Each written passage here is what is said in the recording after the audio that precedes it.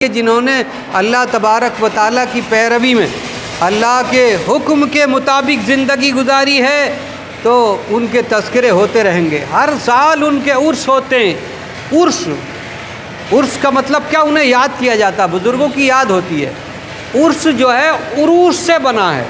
عروس کا مطلب ہوتا ہے بلندیاں حاصل کرنا، بلندیاں حاصل کرنا۔ عروس کا مطلب بلندیاں حاصل کرنا۔ تو بزرگان دین کے مرتبے بلند ہوتے رہتے ہیں اور انہی بلندیوں میں انہی جو رحمتیں نازل ہوتی ہیں، جو کوئی جاتا ہے وہ بھی ان سے فیض پا لیتا ہے، وہ بھی جو ہے مرتبہ اپنا بلند پا لیتا ہے اور خطاؤں کی معافی ہو جاتی ہے۔ مگر ان کا اس میں ہوتا کیا ہے؟ عرسوں میں ہوتا کیا ہے؟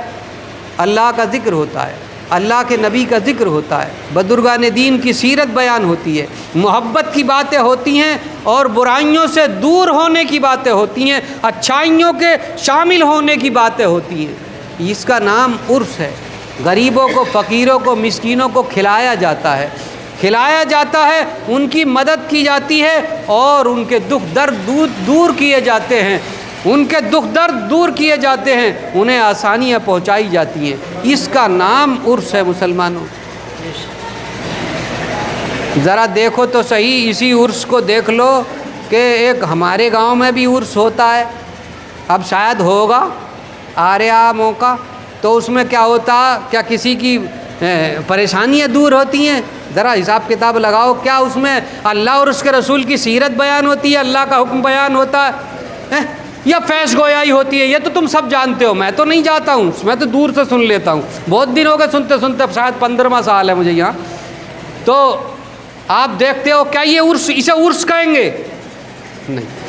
ہر ایک آدمی کو جواب دہ ہونا ہوگا، جتنے ذمہ دار ہیں سب کو جواب دہ ہونا ہوگا۔ حلوہ پراٹھا کھانے سے عرس نہیں ہوگا کہ صاحب حلوہ پراٹھا لا کے کھا لیا گھر، عرس ہو گیا، اور مہمان آ گئے تمام علاقے سے 10 لاکھ روپے میمنہ ٹھیر نے اٹھا دیے، تو یہ عرس نہیں ہے۔ اگر عرس کرنا ہے تو پھر اللہ کا ذکر کرانا ہوگا، اللہ کے رسول کا ذکر کرانا ہوگا، اولیاء کرام کا ذکر کرانا ہوگا اگر عرس کرانا ہے تو۔ عرس دیکھ لو بریلی شریف میں اعلیٰ حضرت کا ہوتا ہے، ہزاروں آدمی جو ہے تم میں شامل ہوں گے جنہوں نے دیکھا ہے۔ رات کو بھی تقریر ہوتی ہے اور نعت مصطفیٰ ہوتی ہے اور منقبت ہوتی ہے اور اللہ کا ذکر ہوتا ہے، اللہ کے رسول کا ذکر ہوتا ہے، قرآن ہوتا ہے، حدیث ہوتی ہے۔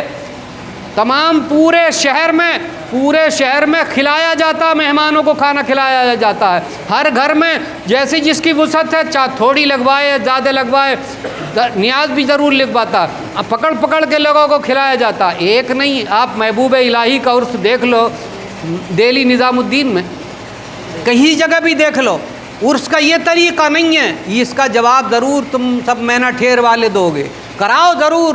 ہم خود اپنے پیر کا عرس کراتے ہیں، آپ نہ جانے کتنے لوگ ہیں جو اس میں جاتے ہیں۔ سونالی میں اس عرس میں گئے بھی ہیں اور جاتے بھی ہیں۔ اس میں کیا ہوتا ہے؟ اس میں بھی یہی ہوتا ہے کہ مہمانوں کے لیے لنگر ہوتا ہے، سب کھاتے ہیں، اپنے پرائے سب کے سب کھاتے ہیں، اللہ کا ذکر ہوتا ہے، اللہ کے رسول کا ذکر ہوتا ہے، نعتیں پڑھی جاتی ہیں، تقریریں ہوتی ہیں اور پھر اولیاء کرام کے تذکرے ہوتے ہیں۔ یہ ضروری ہے کہ ہم جس طرح اللہ نے حکم فرمایا ہے اسی طریقے سے کاموں کو کریں۔ اگر ہم نے اللہ کے کاموں کو کیونکہ بزرگان دین کا یہ کام ہے، عرس بزرگان دین کا کام ہے، یہ اللہ کا کام ہے۔ اگر اس اللہ کے کاموں کو اپنی منمانی کر لی، جیسے کہ افرائیت من اتخذ الہہ ہواہ کا، کہ بھلا دیکھو تو صحیح جنہوں نے اپنی خواہشات کو ہی اپنا خدا بنا لیا، یعنی خدا کے قانون کو بدل کے اپنا قانون چلا لیا، تو کیا ہوگا؟ ضرور قبر میں جا کے حساب کتاب دینا ہوگا، فیض گویائی کا سب کچھ حساب کتاب دینا ہوگا، یہ سب حساب دینے ہوں گے۔ کتنے دنوں سے عرس ہو رہا ہے، اگر چاہتے تو اس پیسوں سے جو کہ نہ جانے کتنے لاکھوں روپے آمدنی ہوتی ہے، اس کی گنبد بھی بن سکتا تھا اور ان مزارات کی جدید تعمیر ہو کر ان پر خوبصورتی سے ٹائل وغیرہ بھی لگ سکتی تھی۔ آج بھی پرانی اینٹوں کے نہ جانے سینکڑوں سال کے اس میں پلاسٹر لگے ہوئے، کوئی کام نہیں ہوا، سب اپنی اپنی جیبیں بھرنے کے لیے، اپنے پیٹ بھرنے کے لیے۔ یہ عرس نہیں ہے، یہ اللہ کے گھر میں کہہ رہے ہوں، یہ عرس نہیں ہے۔ عرس وہ ہے جو اللہ اور اس کے رسول کے طریقے پر ہو، عبادت وہ ہے جو اللہ اور اس کے رسول کے طریقے پر ہو۔ اگر اسی نماز کو اللہ اور اس کے رسول کا طریقہ چھوڑ کر اپنے مطلب سے اپنے طریقے سے ادا کرنے لگے تو یہ نماز نہیں ہوگی۔ وہ نماز چہرے پر نور کا سبب ہوگی جو نماز آقا کی ہو ادا سے وابستہ۔ تو جو نبی کی ادا سے وابستہ، جو غوث کی ادا سے وابستہ عرس ہوگا، وہی عرس جو ہے نور کا سبب ہوگا، وہی عرس دل کے نورانی ہونے کا سبب ہوگا۔ مسلمانوں، یہ بزرگان دین ایسے نہیں ہوتے جو دنیاوی معاملات ہو۔ حضور امیر خسرو کون تھے؟ 12 بادشاہوں کے وت منتری وزیر خزانہ رہے، 12 بادشاہوں کے امیر خسرو مرید تھے حضرت محبوب الہی نظام الدین اولیاء کے۔ آپ جاتے تھے، پانی پت میں گئے، دہلی سے پانی پت قریب ہی ہے، پانی پت میں گئے، بو علی شاہ قلندر کا دربار لگتا تھا، ان کے دربار میں پیر کے حکم سے آپ جا کر کے بیٹھ جاتے تھے۔ تو ایک مرتبہ بو علی شاہ قلندر نے کہا کہ امیر خسرو، ہم نے باطنی محفل میں، سرکار کی محفلیں جو باطنی ہوتی ہیں، جو دکھائی نہیں دیتی، ان میں ہم نے آپ کے پیر کو نہیں دیکھا۔ اتنا سننا تھا کہ امیر خسرو کے دل کو تکلیف ہوئی اور پریشانی کے آثار چہرے پہ ظاہر ہوئے، رنجیدہ حالت میں آتے آ کر کے اپنے پیر محبوب الہی کی بارگاہ میں بیٹھ گئے۔ جب محبوب الہی نے دیکھا کہ آج امیر خسرو جو ہے، خسرو رنجیدہ ہے، پوچھ لیتے ہیں خسرو بات کیا ہے، آج تمہارے چہرے پر رنج و الم کے آثار ہیں؟ تو کہتے ہیں سرکار، میں آپ کے حکم سے بو علی شاہ قلندر رحمۃ اللہ تعالیٰ علیہ کی محفل میں گیا تھا، انہوں نے کہا کہ تمہارے پیر کو، محبوب کو، یعنی نظام الدین کو ہم نے کبھی سرکار کی اس نورانی محفل میں جو کہ باطنی محفل ہے کبھی نہیں دیکھا۔ جب یہ سنا محبوب الہی نے کہا کہ اب جب جاؤ اور اب وہ تم سے یہ بات کہیں کہ ہم نے نہیں دیکھا، تو تم یہ کہہ دینا کہ حضور مجھے اس محفل میں پہنچا دو، میں اپنے آپ اپنے پیر کو ڈھونڈ لوں گا، مجھے اس محفل میں پہنچا دو، میں اپنے پیر کو ڈھونڈ لوں گا۔ تو وہ گئے اور جا کر کے بیٹھ گئے۔ پھر سے ابو علی شاہ قلندر رحمۃ اللہ تعالیٰ علیہ نے کہا، اے خسرو، ہم نے تمہارے پیر کو نہیں دیکھا باطنی محفل میں۔ تو جو بتایا تھا محبوب الہی نے وہی جواب دے دیا کہ سرکار آپ مجھے اس محفل میں پہنچا دو، میں اپنے پیر کو اپنے آپ ڈھونڈ لوں گا۔ ابو علی شاہ قلندر نے کہا میرے قریب آؤ۔ امیر خسرو قریب ہوئے، یوں سینے پر ہاتھ رکھ دیا، ابو علی شاہ قلندر نے یوں سینے پر ہاتھ رکھ دیا۔